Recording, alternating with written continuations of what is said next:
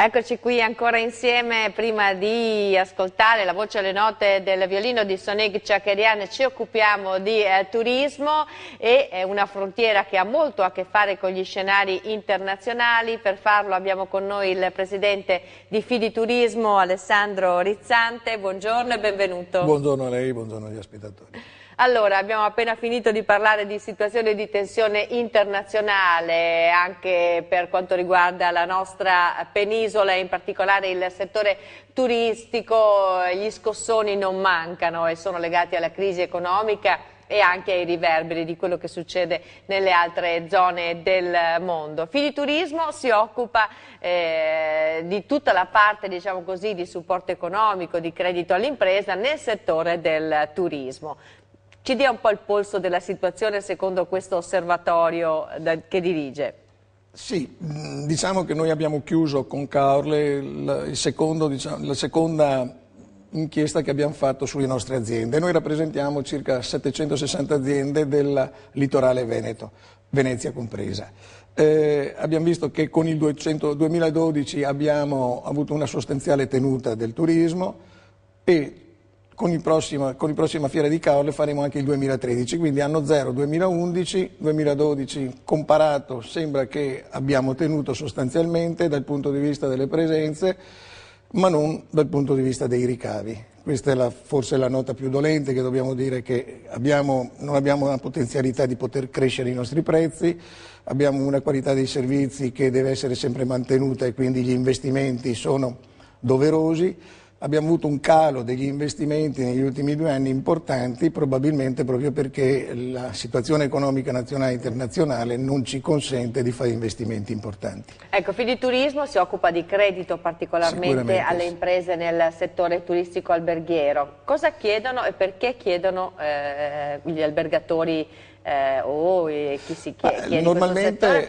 perché chiede finanziamenti? Per investire in che direzione? Ecco, veda, cioè per pagare le tasse, per spiegarci, o per diciamo che, cambiare il look della propria struttura? È entrata proprio nel vivo del problema, nel senso che un albergo ha la facoltà di gestire la propria liquidità in maniera sufficientemente importante. Cosa serve? I finanziamenti servono per ammodernare le nostre aziende oppure per mantenere quella liquidità che serve per la gestione ordinaria dell'albergo. Come Fiditurismo noi operiamo in termini nel breve e nel medio-lungo periodo. Nel breve per quello che può essere la necessità di cassa e quindi sostanzialmente finanziamenti in conto corrente che vengono concessi dalle banche. Abbiamo 7 banche convenzionate a tassi abbastanza importanti e agevolati. E invece i finanziamenti a medio-lungo termine sono quelli che servono per riqualificare le strutture. Ecco, questo è quello che non è avvenuto negli ultimi 3 o 4 anni. E questa è una nota dolente? È una nota dolente che noi come diciamo, rappresentanti del credito per il settore alberghiero gridiamo questo allarme in maniera anche accorata in tutte le sedi dove possiamo farlo, perché è fondamentale mantenere la qualità delle strutture. Questa è una delle richieste principali del turista internazionale, abituato ovviamente ad un'offerta in questo senso molto, molto accessoriata. Certo, questo è il problema dei problemi, nel senso che veda, negli ultimi 3 anni o 4 anni il mondo del turismo è cambiato in maniera fondamentale, vorrei dire. Da quando gli Olta sono diventati i nostri partner principali e quindi sono gli intermediari online per le vendite delle nostre strutture, ci siamo messi in vetrina e la nostra vetrina fa vedere tutto quello che abbiamo, quindi nel bene e nel male.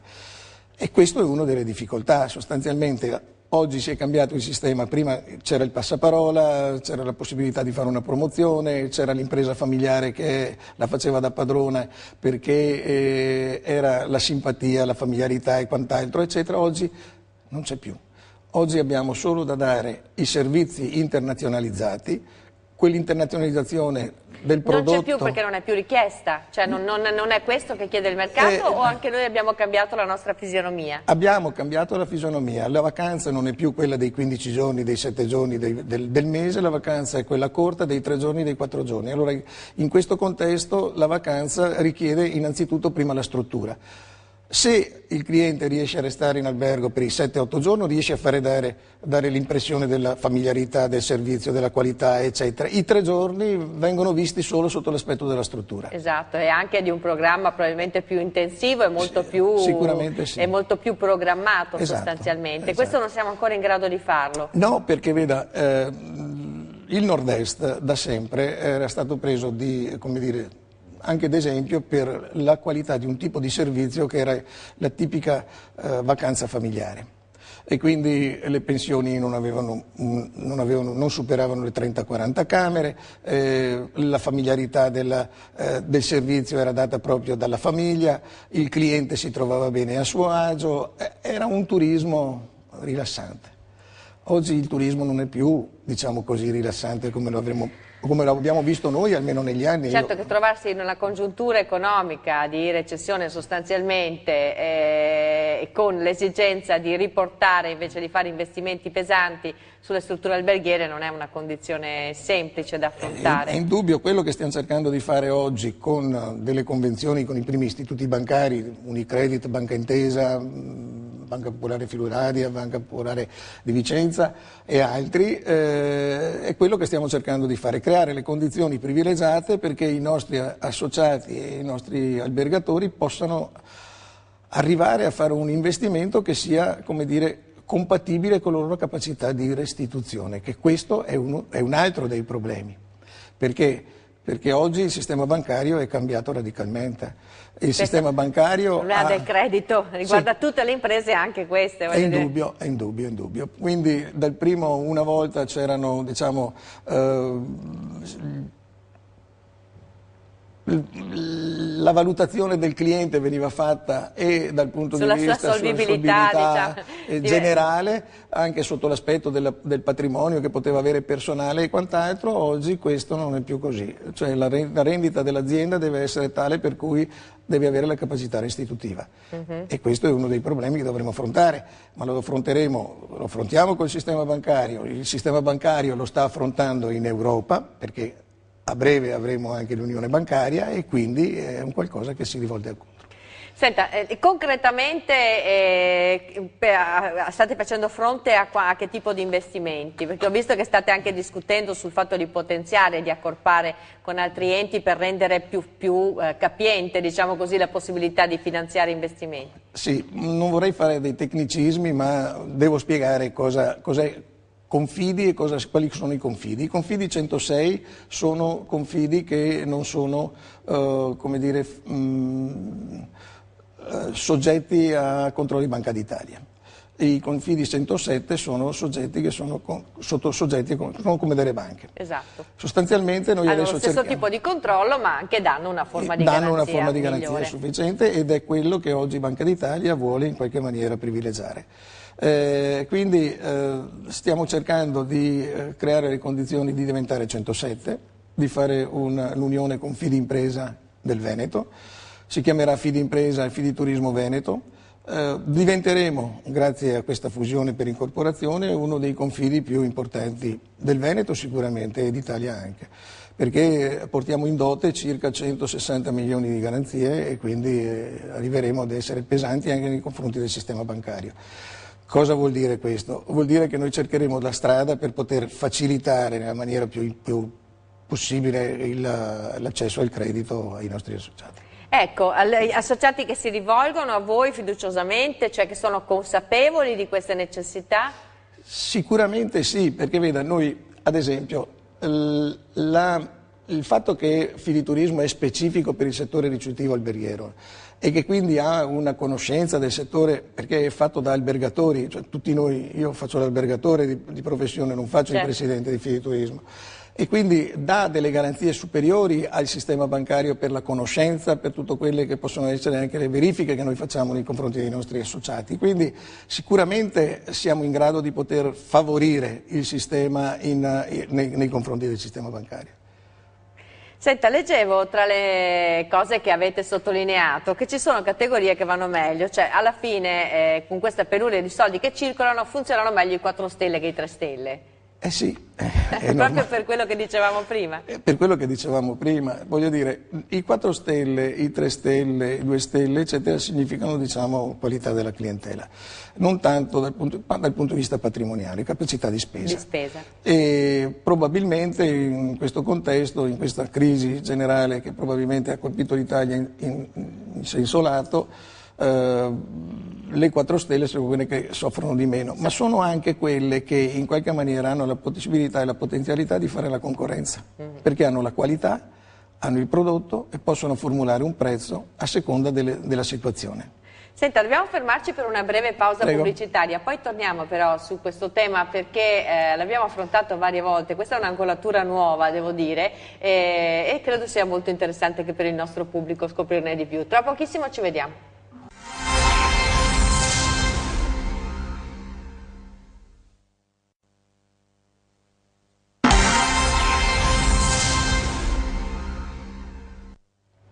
Eccoci insieme ancora, siamo con Alessandro Rizzante, presidente di Fidi Turismo, stiamo parlando proprio del settore turistico e delle necessità di adeguarsi alle richieste di un mercato sempre più esigente, di una clientela sempre più internazionale, visto che le ultime stagioni hanno fatto vedere che anche sul fronte delle vacanze gli italiani hanno stretto un po' la cinghia e per fortuna sono arrivati più stranieri a rimpolpare le casse delle nostre strutture alberghiere. Presidente, tra pochino c'è una vetrina molto importante che è l'Expo 2015, una vetrina che noi siamo già abituati come Veneto, diciamo, ad avere una clientela internazionale, però probabilmente porterà anche nuove opportunità. Bisogna essere al meglio però, bisogna presentarsi al meglio. Siamo pronti? È l'internazionalizzazione del prodotto, cioè dobbiamo lavorare in questo senso. Quindi l'Expo lavora per 12 mesi, lavora nel periodo estivo in cui noi probabilmente avremo ancora la capacità di vendere bene le nostre case, ma lavora anche nel periodo invernale in cui possiamo proporci in maniera diversa. Il prodotto la fa da padrone, quindi la sollecitazione che io faccio normalmente ai miei colleghi è quella di dire: non abbiate paura di investire nelle vostre case, non abbiate paura perché i finanziamenti li troviamo. Abbiamo fatto un accordo con Unicredit, lo devo dire, e l'ha fatto a livello nazionale Federalberghi, per cui ci ha messo a disposizione 500 milioni per la riqualificazione delle strutture, anche dal punto di vista, diciamo, sia in chirografo sia con mutuo. Il mutuo arriva fino a 22 anni, 2 anni di preammortamento. Stiamo cercando di creare le condizioni e io mi rivolgo ai nostri che credano, le banche credano nel turismo. Siamo ritornati indietro in cui il turismo, l'agricoltura... Meno male, dico che probabilmente credono in questo, perché in altri settori a quanto pare non ci credono più ed è un danno. È necessario, ma diciamo che le banche hanno un naso forse più lungo del nostro per capire dove si sta muovendo bene l'economia. Ecco, per ristrutturazione si intende ristrutturazione immobiliare, dice lei, ma anche forse ristrutturazione di concept, di offerta, di offerta. Perché... anche come ci si propone, diciamo così, l'e-commerce legato alla proposta turistica è una ristrutturazione importante per un'impresa. Ma sicuramente sì, perché? Perché è cambiato il modo di fare vacanza. Oggi la vacanza, ho detto, non ha più la necessità di avere la grande sala da pranzo, hai 200 camere, hai bisogno di 400 posti letto, quindi 400 posti a sedere in sala da pranzo non serve più, cioè il concetto è diverso, bisogna compensare. Magari una piscina? Magari una piscina, un centro wellness e qualcos'altro e magari una sala da pranzo che è magari un po' più piccola ma che si mette a disposizione come servizio complementare, non più il servizio tout court che era quello che... E diciamo che nel pacchetto turistico entra il territorio molto più di prima, cioè contra la struttura e contra il territorio in cui è inserita. Il territorio, l'accessibilità, la viabilità, come si arriva, come si esce, come si vive, cosa si fa all'interno del territorio, la località, quindi la località cosa offre e che tutto poi noi questo. eravamo famosi un po' come la Riviera sostanzialmente romagnola, anche per un turismo un pochino giovane un pochino anche scatenato, penso a Jesolo, quello che si poteva fare. Invece adesso anche questi alberghi devono fare i conti con l'accessibilità, come lei dice, alle persone disabili, le persone anziane che sono una risorsa. Certamente che sì. Certamente sì, ma vede, ad esempio Jesolo era arrivata al punto di essere considerata nel Veneto almeno la città in cui le discoteche la facevano da padrone. Certo. La discoteca era una delle attrazioni che Jesolo aveva in quegli anni. Le Adesso discoteche tira molto oggi meno. tira molto meno, la capacità diciamo, di attrazione è diversa, e però Jesolo ha avuto anche la capacità diciamo, di evolversi e di presentarsi come una spiaggia sempre un po', come dire, alla ricerca di novità e di sensazioni nuove. Ecco, mi permetto di dire senza distruggere ulteriormente un territorio che è già, che io leggevo l'altro giorno per Jesolo, per dire, la stampa riportava, anche noi l'abbiamo raccontato, che ci sono tipo 1500 case sfitte e che giustamente costruire di più non serve, forse serve di più guardare a quello che abbiamo e riproporlo, ristrutturarlo, rivederlo. La riqualificazione dell'esistente è fondamentale.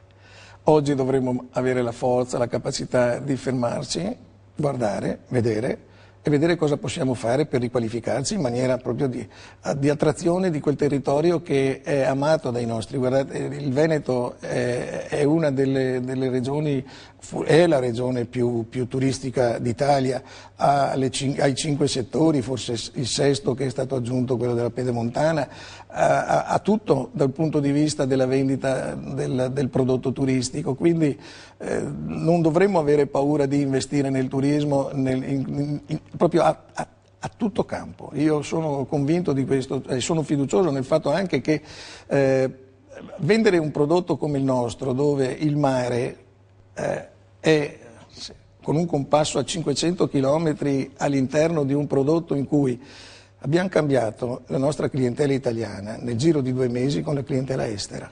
Non c'è nessuna attività economica che riesce a fare questa operazione e noi ci siamo riusciti.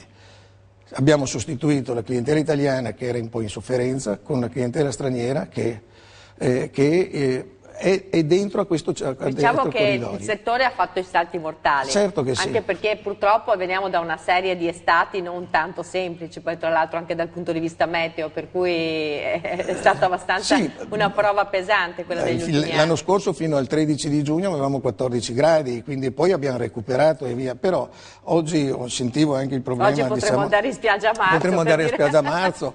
C'è un po' l'incontro anche in questo. Quello che dispiace, ad esempio adesso sentire quelle che sono le turbolenze internazionali, dove un mercato come il nostro, che il mercato per la nostra località, Jesolo, Bibione, Caorle, eccetera, che stavano penetrando in maniera forte nel mercato russo, oggi abbiamo questo problema che probabilmente rallenterà un po' la corsa, diciamo, ma io sono convinto che le cose si risolveranno.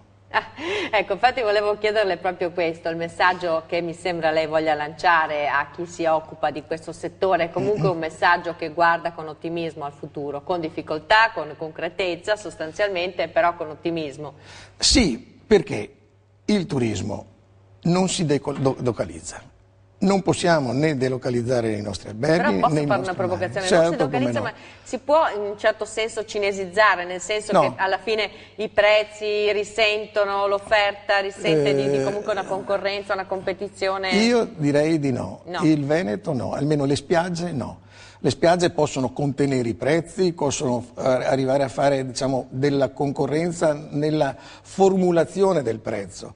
Oggi il prezzo della pensione completa, della mezza pensione è forse diventato anacronistico, ma potremmo dire che se lei mi fa una domanda cosa mi costa la camera in mezza pensione per una settimana, io premo il bottone e dico le costa 750 euro. Cosa ho dentro i 750 euro? Lei ha dentro questo.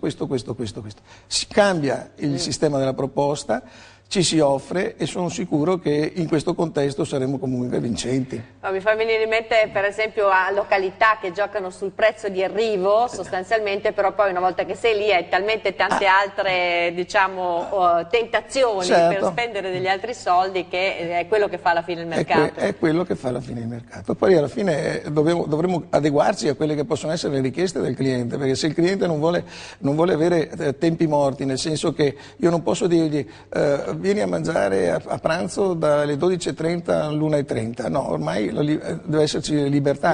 La cena è anche servita perché in molte parti del mondo è così, quindi dobbiamo forse adeguare la nostra cultura. Ci internazionalizziamo anche noi, anche se eravamo partiti, diciamo, da quel sistema è che bello, era, però poi che io era per visto... esempio quando vado in Spagna mi piace sapere che loro mangiano alle 3 per Certo. dire, o mangiano alle 10 di sera, Certo. cioè è bello, Quindi quello fa parte anche della ma- vacanza, e quando quindi- uno viene in Italia deve sapere che a mezzogiorno si mangia. Voglio dire. Sì. Anche Però abbiamo una cucina che è c'è un eccellente, limite? c'è un limite anche a questo, sì. perché la nostra cucina è veramente, diciamo, una cucina che fa invidia Su quello è al, stato mon- fatto molto al anche a mondo, molti passi al avanti. mondo intero. E anche le cucine degli alberghi oggi come presentazione e preparazione non hanno nulla a che invidiare alla ristorazione, quindi nella ristorazione ci siamo giocati il nostro buon nome, e se oggi il mercato estero viene ancora da noi, viene perché abbiamo ancora queste attrazioni che sono fondamentali. Abbiamo finito il tempo a disposizione. Comunque ci aggiorniamo su come starà andando la situazione anche dal punto di vista degli investimenti. Io ringrazio Alessandro Rizzante di essere stato con noi questa mattina e in bocca al lupo per la stagione. E io sono pronto a ritornare e portarvi le buone notizie come è andata la stagione 2013. Grazie ancora, e come vi ho Grazie. anticipato abbiamo anche una bellissima sorpresa per questa terza parte del giornale, con noi la violinista Sonig Chakerian tra pochissimo, e parleremo del suo impegno in Italia e all'estero tra poco.